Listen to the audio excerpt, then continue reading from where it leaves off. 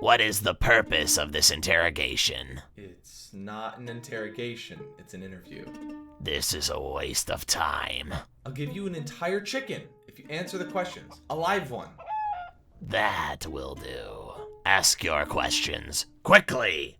So, I've compiled some questions from fans. Okay. Fans?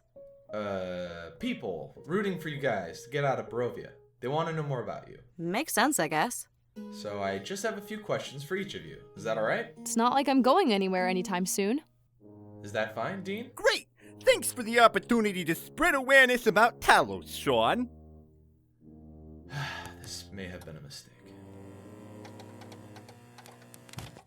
Prior to joining this group on their mission, did you live alone or with other lizard folk in a clan or tribe? When I was a youngling, I lived with my tribe. However, I was smaller and weaker than my brethren, and failed my coming-of-age trial.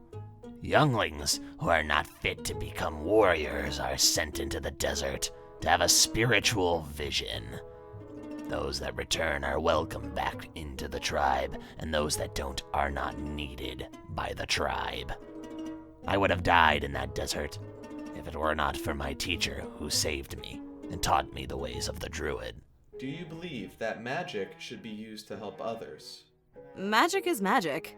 There is no should or should not in regards to intent. It simply exists. That being said, I do use it to help others. It's a very limited resource for me, though, so I'm a bit choosy with where and when I use it. People keep calling you a thief, but we haven't actually seen you steal anything yet. Are you actually a thief? Okay, listen. Sometimes stealing is the only way to get by. An ugly truth, or whatever. I gotta do what I have to. And sometimes that makes people judge me before they get to know me. Know what I mean? Besides, I prefer to think of myself as more of a rouge with keen eyes and plenty of pockets. Actually, it's pronounced rogue. No, that doesn't sound right. Do you go by any other names? Not really. My ma really liked the name Abe, and my pa really liked the name Dean. So they named me Aberdeen at first, but they were never satisfied with that compromise, so I go by either Abe or Dean, but never both together. Wait, that's the only reason you have two names? Yep.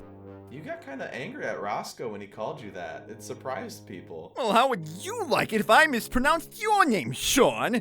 You wouldn't be very happy if I started calling you Shane instead. Due to seeing you temporarily lose your composure, I'm curious. Prior to joining this group, what would you consider to be the gnarliest thing you've ever seen? I don't know about gnarliest, but the last assignment I had was to check out these random sinkholes appearing in the forest. Turned out to be a pretty mean onkeg. I even got a scar on my stomach where it picked me up by its pincers. You want to see it? Did you grow up on the streets alone? Nah, I was always in and out of different street gangs. We'd all look out for each other.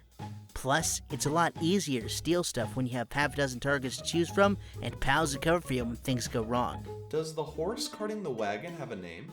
I want to know its name. That is no horse, but a mule. He is simply my beast of burden.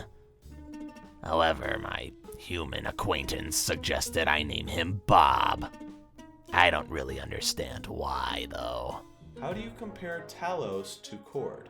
I don't know of any gods called Cord, but it doesn't really matter. No gods compare to Talos. Us Talassians do not associate with apostates or heretics, especially those that follow enemies of Talos, like Lysander. Those holier-than-thou, good-for-nothings have no standards as far as clerics go. They even try to convert dwarves. Why waste their time on those uncultured, short, rock-loving, molten core huggers is beyond me. I want to be offended, but the irony is just too much. Huh?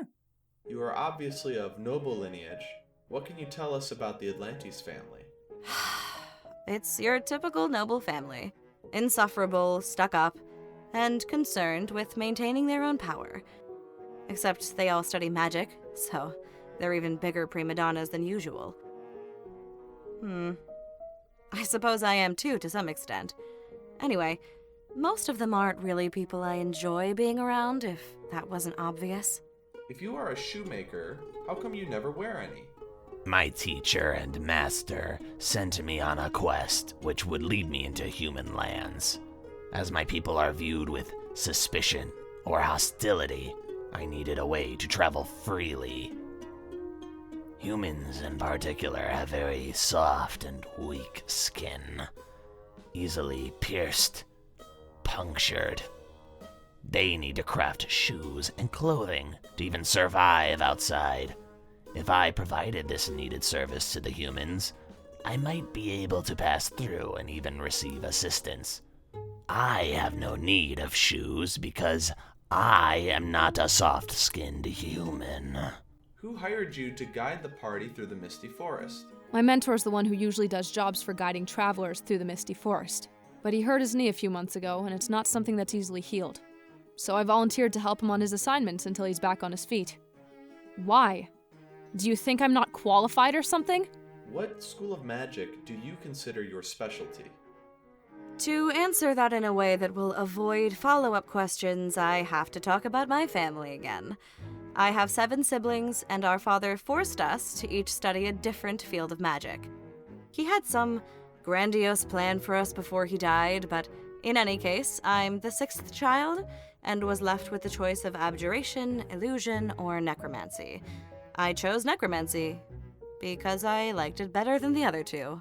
That big guy in the first video said you had some interest in the werewolves already. What did he mean by that? Werewolves are scum. Is that the only reason? Yes. Okay then. How did a human like yourself come into the service of Talos? When I was just a tot, I lived in a mountain village, pretty close to Mount Target if you know where that is, with my ma and pa. But they were killed by a dragon. Pretty much nothing of my hometown still exists. Well, except for me, of course. As I wandered around looking for food I could eat, I ran into a fellow human, and he happened to be a follower of the great Thunderlord himself. The rest is history. Were you instantly able to tell that Rose and Thorn were trustworthy? If a kid needs help, you help.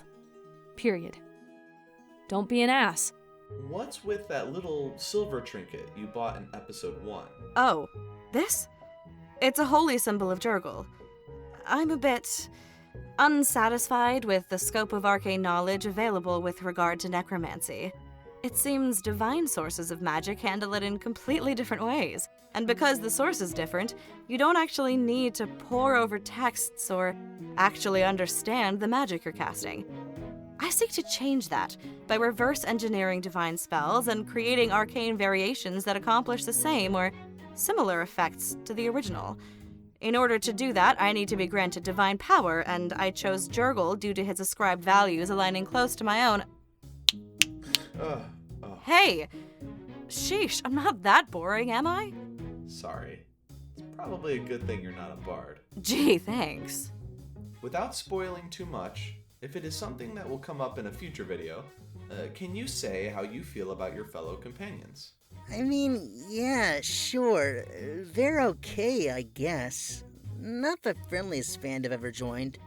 I probably wouldn't be hanging out with them if I wasn't stuck in this weird place. You got any food here? Why are you always so grumpy? Is it because of that twig in your hair? Why am I so grumpy? Would you prefer me mooning around like a kid at a carnival or something? I'm grumpy because this is a frustrating situation. I have other emotions, but I haven't really had any reason to laugh and jump for joy since ending up in Barovia. And a twig in my hair? I don't have...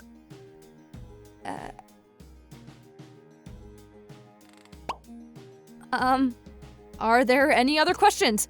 How do you stay so positive and optimistic in a place like Barovia? Spread the good news to evangelicalize the lost souls. If I could reach the people and show them the way of Talos, they wouldn't have to rely on other means to be happy. Could you elaborate? Oh, well, it's a bit spoilery, but let's just say there's a market for pies and wine. But the wine is actually pretty good. The pies aren't. Don't eat the pies. Among the others in your group, which party member would you eat first in a survival situation? I have thought about this before. The Abe or Dean is the obvious choice in terms of nutritional value and overall annoyance. However, I would eat Kara first. She may not have the most sustenance on her bones, and is probably tough and chewy, but I find her presence to be more of a hindrance than a help at times. Ophelia would be my next choice. She has altruistic tendencies, and I foresee these causing problems for our survival, though her skill with magic is somewhat useful. What about Roscoe? Roscoe has many uses. Besides, he hides his strength well. Don't underestimate him. Last question. Why do you call yourselves the Peace Guild? We don't? Huh? When did we decide on that? I am not affiliated with any guilds, and this one sounds boring. I was actually thinking Misfits of a Mist. Or better, Roscoe and the Slayers.